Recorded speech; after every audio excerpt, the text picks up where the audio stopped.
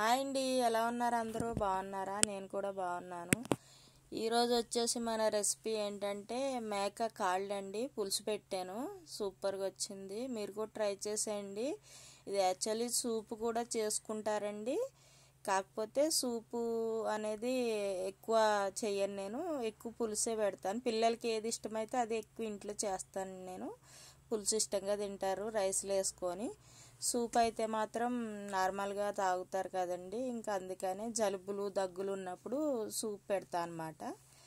ఇది వచ్చేసి నేను పులుసు ప్రిపేర్ చేస్తున్నాను, చూడండి ఒకసారి. నా స్టైల్లో మీరు చేయండి, చాలా టేస్టీగా ఉంటుంది. ఇలా చేస్తే చాలా సింపుల్ ప్రాసెస్ అండి ఇదంతా. ఇప్పుడు మనం ఇవి ఉన్నాయి కదండి, ఇవి మసాలా సామాన్లన్నీ తీసుకొని ఉల్లిపాయలు పెద్ద సైజు ముక్కల కింద కోసేసుకోవచ్చు.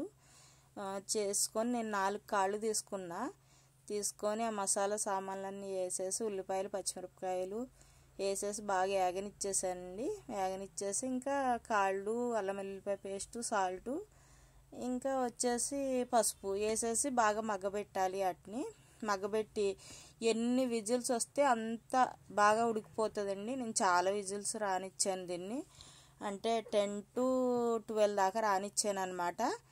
మీరు కూడా అలా చేస్తే చాలా బాగుంటుంది. టమాటా చాలామంది పులుసు దాంట్లో వేస్తే ఉడకదేమో అనే డౌట్ చాలామందికి ఉంటుంది దీంట్లో, కానీ అలా ఏముండదండి. నేను ఏదైనా కూడా పులుసు దాంట్లోనే వేసేసి, చింతపండు పులుపు దాంట్లోనే పులుసు వేసేసి మొత్తం మగ్గబెట్టేస్తా అనమాట. సో మగ్గబెట్టేసి ఇది విజిల్ పెట్టేస్తా. అలాగే కొన్ని విజిల్లు ఎక్కువ రావాలన్నమాట మనకి. విజిల్స్ వచ్చాక ఇంకా బాగా ఉడికిపోతుంది అనమాట. ఉడికింది లేనిది అనేది మనకేమీ చూడక్కర్లేదు, నాకైతే తెలిసిపోతుంది. ఎలా అంటే విజిల్స్ ఎక్కువ రానిచ్చేస్తాను కాబట్టి.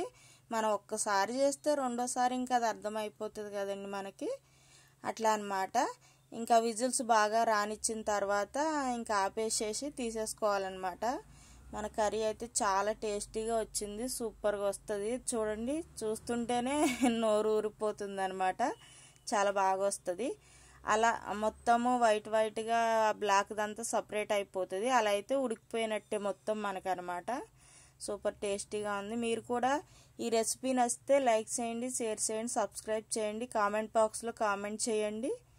చేసిన తర్వాత నాకు ఎలా వచ్చిందో కూడా మీరు కామెంట్ చేయండి, ఓకేనండి. చూడండి తర్వాత ఇంక వచ్చేసి మసాలా పౌడర్స్ అన్నమాట. ఎక్కువేం వేసుకోవద్దు, కొంచెమే అండి అన్నీ కూడా వేసుకునేది. ధనియాల పొడి, జీరా పొడి, గరం మసాలా పౌడరు వేసి కొత్తిమీర వేసి ఇక అయిపోయినట్టే మన కర్రీ. చూడండి ఎంత బాగా అనిపిస్తుందో కదా. మీరు కూడా ట్రై చేసేయండి, ట్రై చేసి చెప్పండి. చూడండి అయిపోయింది ఇక. బాయ్ అండి.